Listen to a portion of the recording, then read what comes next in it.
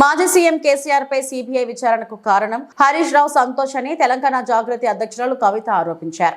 మాజీ MP Santosh, Harish Rao mega engineering వల్ల కేసీఆర్ కు చెడ్డ పేరు వచ్చిందన్నారు.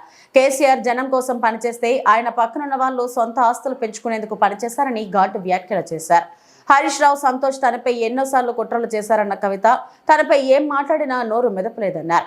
ఈ రోజు కేసీఆర్ బిడ్డగా తానెంతో బాధపడుతున్నానన్నారు. కూడా హైదరాబాద్ ప్రజలు నీళ్ళు సాగుతున్నది ఆ నిజాం ఆదర్శం, ఆ నిజాం స్ఫూర్తి అని కేసీఆర్ గారు చాలా సందర్భాలలో చెప్పిండ్రు. ఇవాళ కాళేశ్వరం కడితే నేను చెప్తున్నా గ్యారంటీగా ఇంకా 200 సంవత్సరాల తర్వాత కూడా తెలంగాణ బిడ్డలు కేసీఆర్ గారిని తలుచుకుంటారు.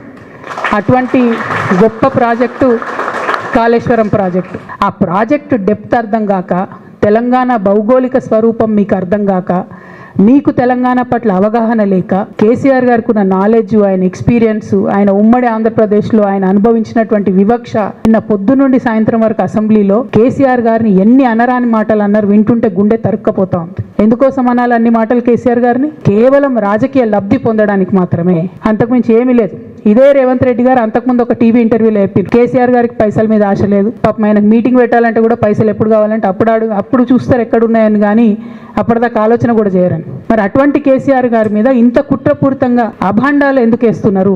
వేసేటటువంటి అవకాశం ఎవరిచ్చారు అన్నది కూడా ఇవాళ బీఆర్ఎస్ పార్టీ శ్రేణులు కూడా ఆలోచన చేయాలి, తెలంగాణ ప్రజలు కూడా ఆలోచన చేయాలి. ఎందుకోసం వస్తుంది కేసీఆర్ గారికి అవినీతి మరక ఎవరి వల్ల అంటింది అలా? అది ఆలోచన చేసుకోవాలి కదా మనం కూడా. కొంతమంది కేసీఆర్ గారి పక్కన ఉన్నటువంటి వాళ్ళు కేసీఆర్ గారి పేరు చెప్పుకొని అనేక రకాలుగా లబ్ధి పొంది వారు చేసినటువంటి అనేక చెత్త పనుల వల్ల ఇవాళ కేసీఆర్ గారి పేరు బద్నామయ్యే పరిస్థితి వచ్చింది. అయినా మళ్ళీ వాళ్ళనే మోస్తాం, అయినా మళ్ళీ వాళ్ళనే ముందుకు తీసుకెళ్తామని అనుకుంటే పార్టీ ఎట్లా ముందటికి పోతుంది? ఒక బిడ్డగా నిజంగా నేను బాధపడతా ఉన్నా. ఇవాళ 5 సంవత్సరాలు ఇరిగేషన్ మంత్రిగా చేసినటువంటి హరీష్ రావు గారిది మేజర్ పాత్ర లేదా దీంట్లో? అందుకే కదా కేసీఆర్ గారు వారిని సెకండ్ టర్మ్లో తప్పించిండ్రు. ఈ మొత్తం కాళేశ్వరం ఎపిసోడ్లో కేసీఆర్ గారికి మరక అంటిందంటే 2-3 వ్యక్తులు కారణం. మాజీ రాజ్యసభ సభ్యుడు ఒకలైతే, హరీష్ రావు గారు ఒకలైతే, మెగా కృష్ణారెడ్డి గారు ఇంకోడు, మెగానో బోగానో ఏదో.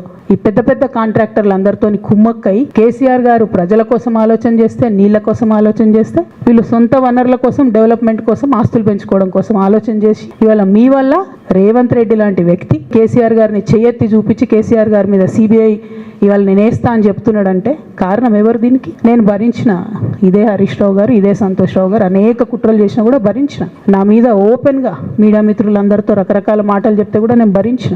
నా పర్సనల్ అటాక్కి నేను ఎప్పుడు కూడా వాళ్ళను ఇంతవరకు పేరు పెట్టి పిలవలేదు, మాట్లాడలేదు. ఫస్ట్ టైం చెప్తున్నా నేను. ఎందుకోసం చెప్తున్నా? కేసీఆర్ గారికి ఈ వయసులో సిబిఐ ఎంక్వైరీ ఏందండి? ఎందుకోసం ఆ కర్మ పట్టింది? ఎందుకు భరించాలి? ఇటువంటి వాళ్ళని చూస్తూ ఎందుకోసం ప్రొటెక్ట్ చేసుకోవాలి?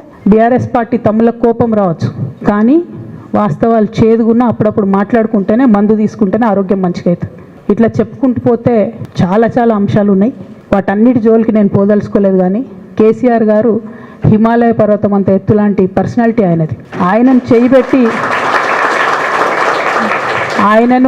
చేయబెట్టి చూపించి అవినీతి అని అంటే నిజంగా చాలా బాధ అవుతా ఉన్నది. ఎందుకంటే నా పెళ్ళి చేయడానికి కూడా ఇబ్బంది పడ్డటువంటి వ్యక్తి ఆయన. రాజకీయాలలో 40-50 ఏళ్ళు ఉంటే కూడా ఆస్తులు సంపాదించుకోలే కేసీఆర్ గారు. అనేక మంది వాళ్ళు మాట్లాడుతుంటారు, చాలా మాటలు మాట్లాడుతుంటారు, కానీ నాకు తెలుసు, నేను దగ్గరుండి ఆర్థిక పరిస్థితి చూసిన కాబట్టి ఎన్నడూ ఆయనకు ఆశ లేదు. అటువంటి మనిషిని పట్టుకొని సిబిఐ ఎంక్వైరీ ఇస్తాం, ఇదేస్తాం, అదేస్తాం. ఎవరు కారణం దీనికి అంతటికి? ఈ చేతగాని కాంగ్రెస్ ప్రభుత్వం.